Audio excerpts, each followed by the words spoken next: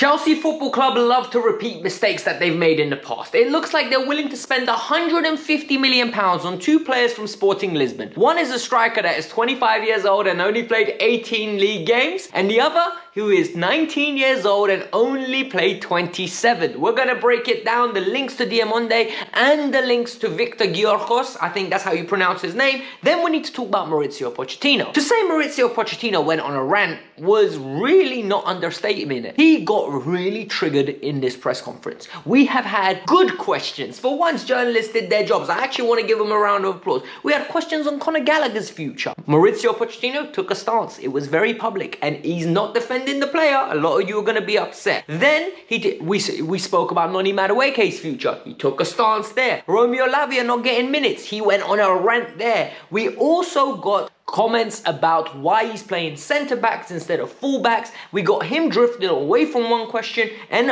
a statement on Reece James. All of this in one video. This is going to be interesting. Grab your popcorn, sit down. Some of you say, you don't know what you're talking about football, but I still watch because it's easy to laugh at you. I don't care. Hit the like button, let's aim for 1,000. Subscribe to the channel because you know I bring the energy and I bring the sauce. And now let's get on with the story. Welcome, Bratuchi. Those that do not learn from the past will tend to repeat them. And it looks like Chelsea Football Club have not learned from their past transgressions. So a report is coming out from Nezir Cancella and David Ornstein that Chelsea are eagerly anticipating a move for Victor gykeros potentially in January, as well as a move for Ousmane Diamonde. We're going to talk about Ousmane first. Ousmane is a 19-year-old centre-back, plays for the Ivory Coast. He has played in 2 seasons, 27 games for Sporting Lisbon. 19 last year, 17 this year, and for me, this year, he has really taken a step up. I've watched a few Sporting games this year live. I really enjoy watching him. He plays in the middle of a back 3. He is very comfortable on the ball. He's very quick, athletic, intelligent, but he's young. He's 19 years old. What do you expect from him? It looks like he's got a £70 million release clause in his contract, or 70 million euros, apologies, and Chelsea are looking to activate it in January. And I'm going to ask you the question, on what planet do we need another centre-half? You've got Disasi, you've got Fofana, you've got Silva, right-hand side. Left-hand side, Badiashile, Levi Colwell, and Silva. That's basically 3 centre-halves in both positions. Okay, you want to get rid of Silva in the summer?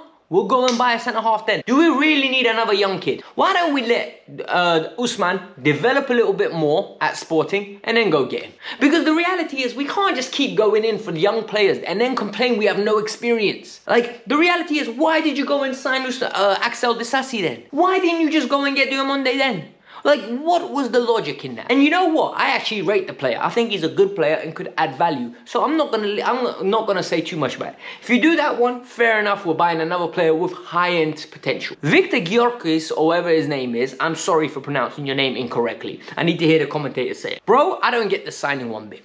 I understand he's scoring goals, but there's something called a purple patch. People thought Nicholas Jackson was gonna come in and smash it. Nicholas Jackson has come in and given me exactly what I thought he was going to be. Inconsistent purple patches. 22-year-old kid, only scored 9 goals at Villarreal last year because 21-year-old kid, first time in the league, less than 100 games under his belt. gykeros played majority of his game in the Championship and League One. My man had one good season where he bagged double digits properly. And when I say properly, I mean in the 20s. Other than that, he's just been average. Like, literally, go to the Championship and get me a £15 million striker, he might bang. Like, when you play for Sporting, you get a lot of chances because of the way Ruben Amorim sets them up.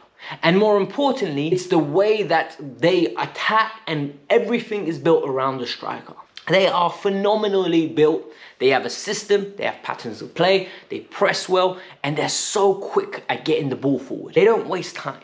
So he is going to shine. But to spend 100 million euros on a guy that's had 18 games, I'm going to say it again, 18 games in Liga NOS, yeah, in the League of Portugal, 18 games is ludicrous, is stupid, is absolutely gross misconduct, negligence. You cannot do that. We are going to be back in the same position, looking at a player and going, well, you know, we have to give him a little bit of time. Well, you know, he's good. He's got potential. We've got Jackson, all right? Let Jackson grow under the main striker. Let Jackson be our new Salomon Kalou. You have a Didier, go sign me a Didier Drogba. Go and get me somebody that will score 20 goals and go get me a Salomon Kalou that will get me 11 goals in a season. Jackson can do that. We've seen Jackson can do that. I thought maybe Broja could be the guy that could do that. Jackson's taking that. He took his chain. He literally said, give me your chain, bro. This is me. You are no longer going to be the future. I'm going to be the future. I've taken the chance. And for me, I'm happy with that. I don't care which player is the future of Chelsea, as long as Chelsea win. I'll be honest, I don't care. For me, club over any player agenda for wherever. If Enzo can't cut it and Conor Gallagher looks absolutely amazing, keep playing him. It's as simple as that. As long as Chelsea win, I don't care. The minute Chelsea start losing, I need to ask questions. And I need to start asking questions. And this is another one when we will start losing, because I don't believe Gyökeres is the guy that comes in and bangs goals. 100 million euros, people. Let that sink in. Now let's get into Pochettino's press conference. This was super entertaining. Mauricio Pochettino was asked about the future of Conor Gallagher. And when he spoke about this, he was very, very coy. And he was very evident with his stance, but at the same time, he knows what he's doing. He is a master manipulator of making sure the club aren't angry at him. There's been a lot of news, right? Ben Jacobs has said Chelsea believe they've got a lot of reinforcements, hence why they're willing to listen to any offers that come in for Conor Gallagher. David Ornstein has said Chelsea are willing to sell him for 50 to 60 million pounds. Other reports around Chelsea Football Club have come out and said they will be listening to offers for Conor Gallagher. People aren't going to like that. Pochettino gets asked about that. Pochettino retaliates with this. That is a decision for the club and the player. I am going to select him because he's good and he's contributing to my team at the moment. The decision needs to be made by the club and the player. I will do what the club tells me to do, basically, because I respect the club and we need to look at what is important for the future of the club. That tells you everything you need to know. Regardless how I view Conor Gallagher and whether I would keep him or not. This is a translation of I want to keep Conor Gallagher. I think Conor Gallagher is a good player. I think Conor Gallagher adds to Chelsea Football Club. But if the club wants to sell him, I can't do nothing. They want to sell him, not me. That is exactly what Pochettino said politely, but he kept reiterating. I have worked at clubs where I have always backed the sporting directors and looked at the club's interests first. He was very quick to put that little transcript there, but indirectly saying he wants to keep Conor Gallagher. I'm telling you now, Conor will be leaving in January. There'll be a bid of 50 million, 60 million, and Chelsea will sell him. Mark my words. Pochettino gave us a quick overview on the future of Reece James. He said Reece James will be out for at least 7 to 8 weeks, minimum. Then he also said he hopes it's not 4 months, which will be around about 16 weeks. And he said he wants him back as soon as possible because he's a fantastic player, but he needs to give him support and positive energy. That is critical in a situation like this. And what's really sad is Reece James released a statement. And what really annoys me is he said, I want to play football. I want to do this. But yes, people sent positive messages, but the number of negative messages got to him. Bro, people need to grow up, man.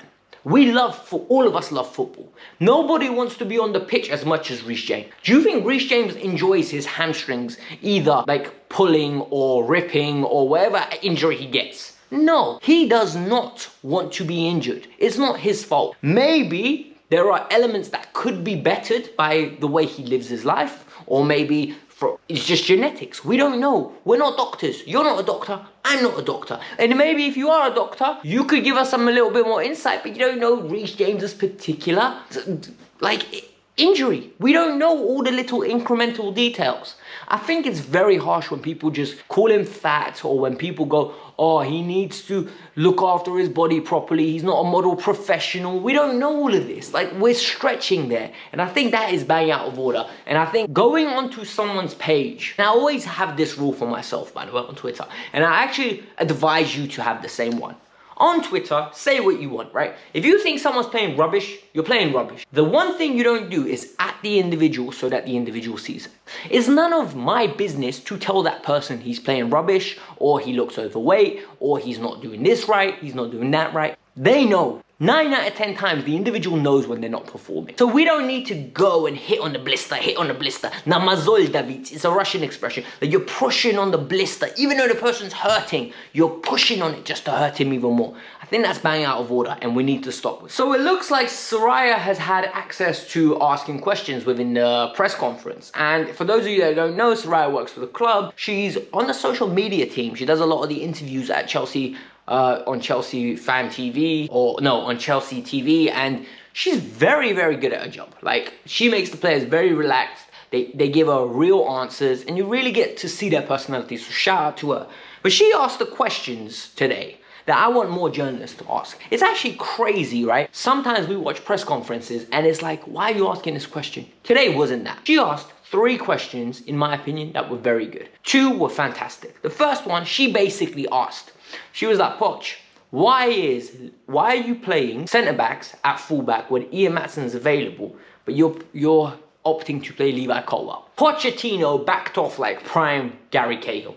Honestly, the way he was backing off from that question, he got Malo Gusto involved. It was like Gusto needed 45 minutes, so I played him. Gusto needed to build up the energy to become ready to play consistently. That's why Disasi was playing on the right-hand side. He avoided it. Matson's name and Levi's name was not mentioned. And for me, Poch needs to stop this. Ian Matson is not an incompetent footballer. He's a very good footballer. Last year, Burnley slapped the championship. And they didn't just slap it with Ian Matson being a journeyman. They slapped it with him being a pivotal piece in Company's system. Company's system actually involved Ian Matson coming into the midfield 3 when they had the ball, making it in that Zinchenko role. When we didn't have the ball, when he didn't have the ball, he would come into the left back position and be a left back. Sometimes he'd provide an overload. He was very competent. Ian Matson should be getting more minutes than he is. Pochettino is part of the reason why, in my opinion, we aren't as fluid. He plays centre-backs at full-back and then says, oh, we can't open deep blocks. Big man, you're not going to open no block with no athleticism. We need pace, we need urgency, and we need comfort in attacking thirds. Please play Ian Matson a bit more. Please give me a little bit of Malo Gusto at right back. That's all I'm asking for. I'm not asking for too much, man. Genuinely, I'm not saying play injured players like you're going to go on a rant later on. I just want you to do your job. And your job is to make sure that you give all players a fair chance as long as they're impressing you in training. Is Ian not doing something? If he's not doing something, tell us. Because once you tell us, we can go with it. The final one was very interesting. So, Poch was asked about Noni Madueke not playing, and he was asked about the Romeo Lavia and Nkunku integration into the team. And all 3 questions, we got brutal honesty. Like, absolutely beautiful honesty. And I like it. Because it showed Pochettino's little bit fiery side. With Nkunku, he said, look, he ain't going to be starting anytime soon. We need to reintegrate him slowly. And he needs to build up his minutes. There is no point rushing him back. We don't want to lose him for longer. His feel-good factor's great. But I want him to perform on the pitch. Loved that. Then he went into Lavia. And when he spoke about Lavia, he was very, very assertive. Like, literally, he was like, look, Lavia's competing against a lot of individuals in the midfield.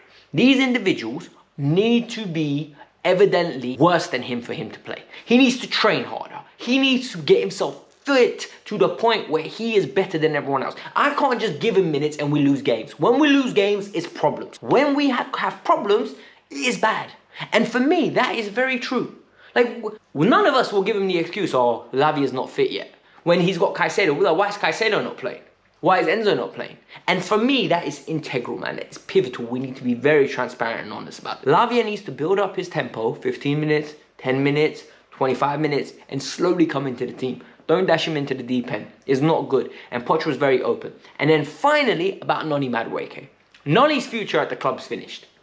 The way Poch spoke about him today, there is no future for this player at Chelsea Football Club. He said he needs to train harder.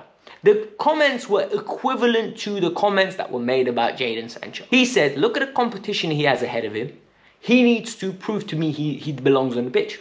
He needs to train harder. In training, he needs to show more. And you know what? What else can he say? Like, I've said this on many occasions. Palmer, Mudryk, Sterling, Nkunku. 4 players ahead of him. Where is he going to play? Who is he going to play instead of?